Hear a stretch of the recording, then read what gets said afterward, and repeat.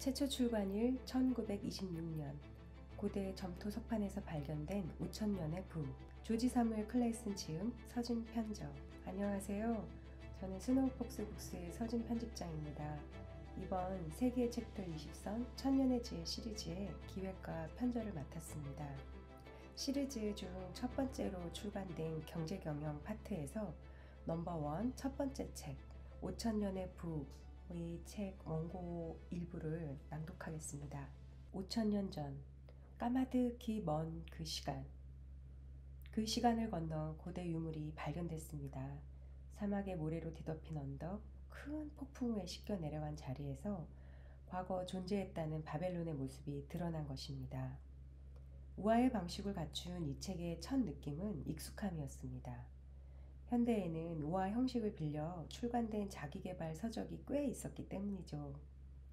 하지만 이내 책의 진가는 곧 드러났고 세계 여러 나라에서 수백 번에 걸쳐 왜 개정판이 출간됐는지 이유를 알 수 있었습니다. 100년 전 대한민국이 격동의 시기를 보내고 있을 때 이 책은 출간됐습니다. 고대 유물에 새겨진 부에 관한 기록과 수많은 점토판의 발견으로 과거 바벨론의 자료와 기록에 근거한 5000년 전 부의 지혜를 뚜렷이 엿볼 수 있는 덕분이었습니다. 5000년 전의 지혜가 오늘날에도 적용될까 싶었지만 당시 가장 부유한 성인 바벨론에 살고 있던 시민 중에도 부자와 가난한 사람이 있었습니다. 모든 도시에서 가난한 사람들은 형편이 나아지기를 바라고는 열망이 있었습니다. 이 책은 놀랍도록 간결합니다. 그리고 단연 확실한 몇 가지 방법만을 제시합니다. 오늘날 부자가 되는 방법에 관한 수많은 정보를 제공받은 우리는 어쩌면 가장 중요한 것을 놓치고 혼란을 겪고 있던 게 아닌가 생각이 들 정도입니다. 이 책의 편저 작업에서 가장 중요하게 지킨 것은 명확하고 분명한 메시지를 남길 것이었습니다. 다양한 버전의 해외 발행 도서가 있고 또 파생된 여러 책 속에서 가장 단순한 핵심이 담긴 최초의 버전의 원문을 토대로 편저를 시작한 이유입니다. 옛 사람들이 좋아했을 법한 우화와 소설 형식의 긴 글에서 불필요한 부분은 과감히 덜어내면서 지금 즉시 실행할 수 있는 근본적 메시지는 철저하게 남기는 방식을 지키고자 했었습니다. 지금 즉시 그 누구라도 거창한 부라는 단어를 내려놓고 현실보다 나아질 미래의 경제적 자유를 얻고자 하는 모두가 이 책에서 지혜를 발견하게 되기를 가슴 깊이 소망했습니다. 바벨론의 마차 제조업자 반시르는 크게 낙담한 채 자신의 집 낮은 담벼락에 걸터 앉아 있었다. 그는 초라한 집과 완성하지 못한 마차가 놓인 작업차 한 켠을 멍한 눈으로 바라보았다. 그의 아내는 집안에서 반시르가 앉아있는 쪽을 몇 번이나 내다보고 있었다. 그녀는 곡식 항아리가 비어있다는 은근한 압박과 함께 반시르가 서둘러 마차를 완성하고 고객에게 대금을 받아야 한다는 눈치를 주고 있었다. 아내의 눈치를 모르는 것은 아니지만 반시르의 뚱뚱하고 억센 몸은 담벼락 위에서 꼼짝하지 않고 있었다. 유프라테스의 태양이 사정없이 그의 이마 위를 달구며 떨어진 땀은 가슴으로 흘러내리고 있었다. 저 언덕 너머 왕의 궁전이 우뚝 솟아 있었고 벨 사원의 화려한 색들은 푸른 하늘과 어우러져 있었다. 그 장엄한 광경을 보고 있는 그의 초라한 집 주변에는 더럽고 지저분한 물건들이 어지럽게 흩어져 있었다. 이처럼 바벨론은 장엄함과 누추함, 눈부신 부와 극단적인 빈곤함이 뒤섞인 도시였다. 골목에는 부자들의 화려한 마차가 지나가고 있었다. 그들은 맨발의 거지들과 챈들을 신은 상인들 사이를 지나가느냐 북새통을 이루고 있었다. 하지만 그들 역시 양가죽 주머니를 둘러맨 노예들의 긴 행렬이 지나가도록 길을 내주어야 했다. 그 노예들은 바벨론의 공중정원에 필요한 왕의 사업을 수행 중이었기 때문이다. 반시르는 자신의 문제에 너무 몰두한 나머지 왁자지껄한 그 소동에도 신경 쓸 여유가 없었다. 그의 주의를 끈 것은 귀에 익은 칠연금, 현이 7개로 이뤄진 발연악기, 소리였다. 그의 친한 친구이자 음악가인 콥이 반시르를 향해 웃음을 지었다. 나의 친구여, 그대에게 신의 축복이 있기를. 반시르, 자네가 일을 하지 않고 있는 걸 보니 신의 축복이 내린 것이 틀림없군. 그렇다면 나에게도 자네의 그 축복을 조금 나눠주겠나? 분명 두둑할 자네의 지갑에서 은하 두 입을 꺼내서 좀 빌려주게나. 반시르가 치밀하게 말했다.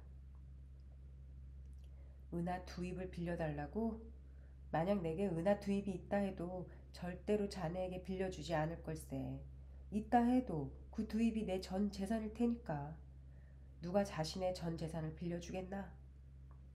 뭐라고? 코비가 놀라워하며 소리쳤다. 어떻게 지갑에 동전 두 입도 없으면서 그렇게 손 놓고 앉아 있단 말인가? 자네의 그칠 줄 모르는 부지런함은 어디로 갔나? 이건 자네답지 않군. 혹시 무슨 고민이라도 있는가? 아니면 신들이 자네에게 불행을 가져다 준 건가, 반시르? 그러자 반시르가 말했다. 맞아. 이건 신이 내린 고문이 분명해. 이 모든 건 꿈, 어리석은 꿈 때문이라네. 꿈속에서 나는 엄청난 부자가 돼 있었어.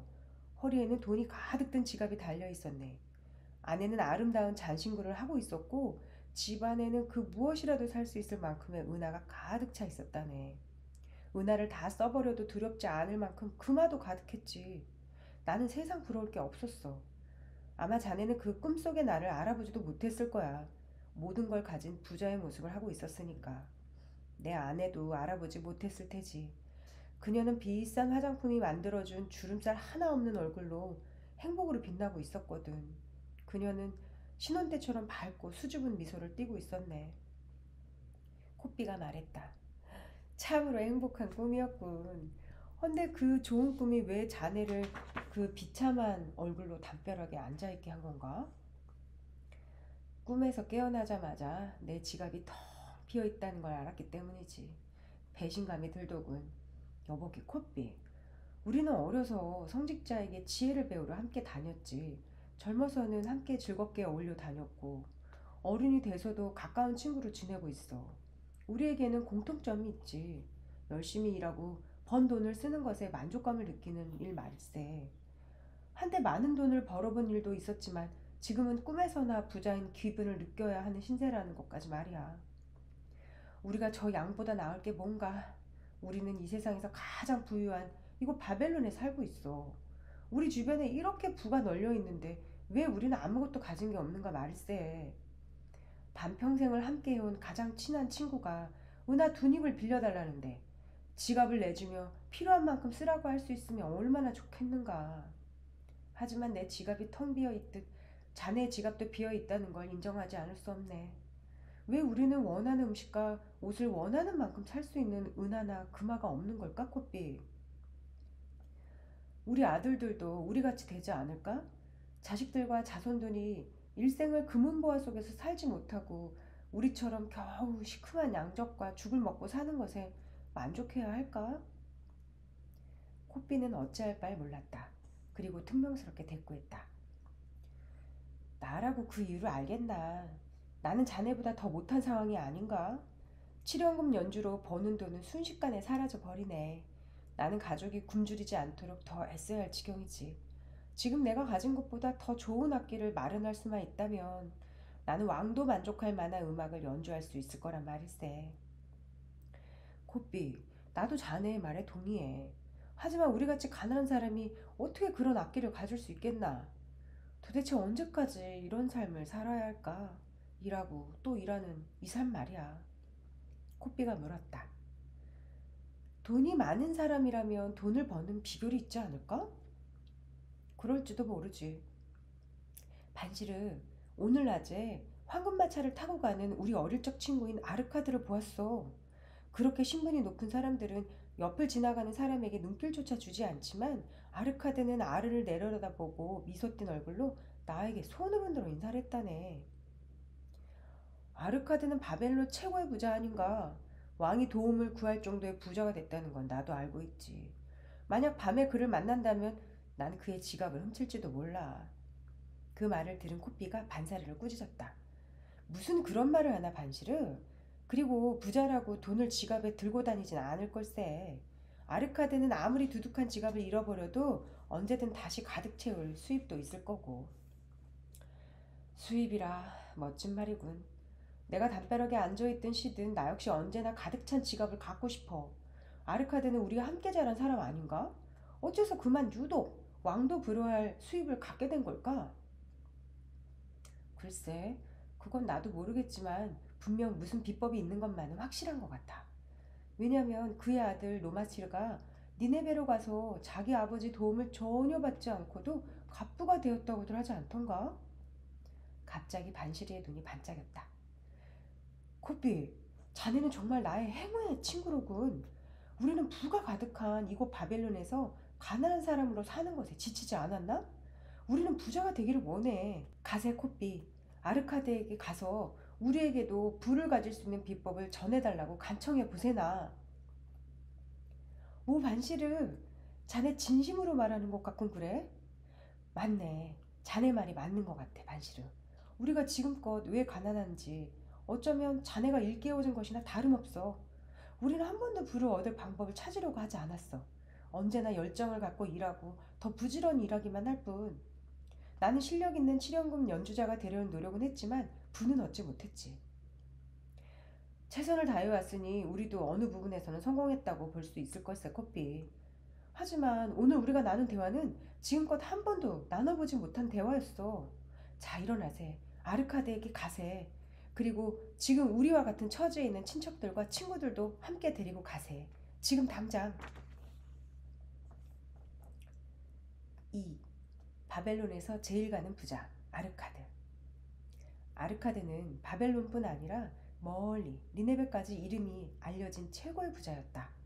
남을 돕는 일에도 열심인 그는 많은 돈을 기부하는 사람으로 알려져 있었다. 그는 매년 막대한 돈을 지출하지만 쓰는 것보다 더 많은 돈이 들어왔기 때문에 그의 부는 계속 자라나고 있었다. 사람들은 어릴 적 함께 배우고 자란 그가 특별한 재능도 특출난 능력도 없이 큰 부를 갖게 된 것을 행운이라고 부러워했다. 그러면 곧장 아르카드는 그들을 꾸짖었다. 행운이라니 아직도 그런 말을 믿는가? 행운이란 것이 어쩜 영원한 행복을 줄 것 같은가? 오히려 행운은 심술궂은 신 아닌가? 어쩌다 행운은 얻은이가 결국 파멸에 이른 수많은 이야기를 들어보지 못한 건가? 가난한 사람은 부를 만드는 방법을 알려고 하지 않았거나 알았어도 실천하지 않은 두 가지의 경우가 있을 뿐 행운으로 부가 오고 가는 게 아니란 말일세. 어쩌다 온 행운은 사람을 무책임한 낭비자로 만들고 모든 걸 함부로 써버리게 하고 욕구와 욕망에 흔들리게 하지. 아니면 갑자기 들어온 돈이 줄어들 것을 염려해 꼭꼭 숨기고 쌓아놓고는 도둑에게 들키지 않으려고 가난한 사람 행세를 하며 사는 사람이거나. 하지만 부를 만들고 지키고 더 크게 불릴 줄 아는 사람도 있는 법이라네. 그 수가 너무 적어서 쉽게 보이지 않을 뿐. 그러니 내가 이룬 부를 행운이라는 무책임한 말로 치부하지 말게. 이렇게 바른 말을 하고 나면 사람들은 슬금슬금 자리를 뜨며 속으로는 그의 말이 틀리지 않다는 걸 시인하곤 했다. 저 너머 은은한 노을을 보고 있던 아르카드에게 하인이 들어와 고했다. 주인님, 허름한 옷을 걸친 사람들이 몰려와 주인님을 뵙게 해달라고 합니다. 주인님과는 친분이 없는 사람들이 틀림없는데도 그들은 주인님이 자기들의 어릴 적 친구였다고 강하게 우기고 있습니다. 혹시 반시르라는 사람과 코삐라는 이름을 들어본 적 있으십니까? 반시르와 코삐? 맞네. 그들은 내 어릴 적 함께 자랐던 친구들이지. 그들이 나를 찾아왔다는 건가? 어서 집 안으로 들이게. 아르카드를 만난 반시르와 코삐, 그들과 함께 온 여러 사람들은 왜 오늘 아르카드를 찾아왔는지 소상하게 이야기했다. 그러자 아르카드는 눈을 감고 숨을 고르더니 이내 입을 열었다. 알겠네. 자나들의 그 절박하고 진실한 마음이 나를 감동시키는군. 아르카드는 이윽고 그들이 그토록 듣고 싶어 했던 이야기를 시작했다. 나는 젊었을 때 사람에게 행복과 만족을 주는 것이 무엇인지 관찰했고 그 행복과 만족을 증가시키는데 부가 꼭 필요하다는 걸 깨달았네.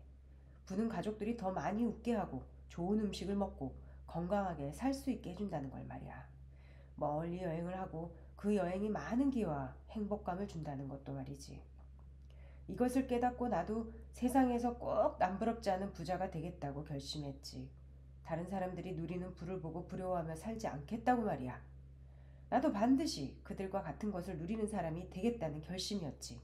싸구려 옷을 입고도 감사해야 하며 만족하고 가난한 것을 아무렇지도 않게 여기는 사람이 되지 않겠노라고 결심했다네. 자네들도 알다시피 나는 물려받은 것 하나 없는 가난한 상인의 자식 아닌가? 다른 특별한 능력이나 재주가 없으니 무엇보다 반드시 부를 가질 방법을 공부해야 한다고 생각했지.